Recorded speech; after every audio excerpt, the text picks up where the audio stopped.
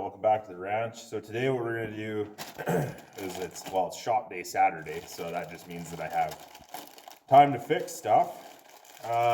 Essentially, we've had nothing but problems with our quad here, and I was informed that it's likely this little critter here, the throttle doodad. So I'm gonna take this thing apart. I don't know what I'm doing. No YouTube videos on it, so I'm gonna try and do it and explain it as I go. The best I can do here is describe it. So for now, I'll describe it and we'll get some better shots of what's happening and how I'm doing everything later, so that hopefully somebody else can come along and see how it's done. So stay tuned and we'll go through the process here. All right, so we're just gonna show you what I've done so far so you have like a quick reference point. So I've taken the cap off of this, and it is a Torx 15 for the top four, and then the two to take it off the handlebar are the T20. I took the Phillips out because it's easier. Like, it's a Phillips screw to take the throttle cable out there, where you can kind of see it there. So yeah, it's just a Phillips. It just made it easier to take the cable out. When you take the cable out right here, this was through here, and you just spin this around until the tabs on the inside line up in there.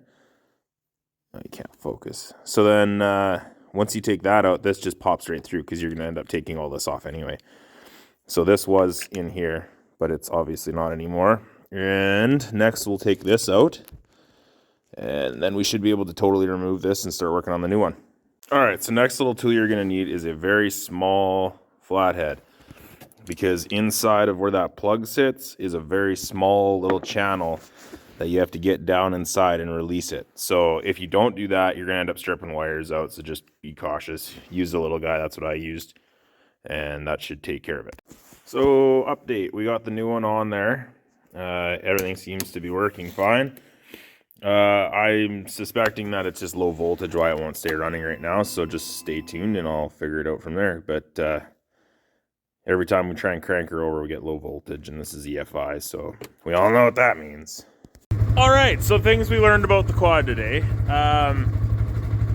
That position sensor thing, like where your thumb control is, your throttle control up on the handlebars, is very, very delicate.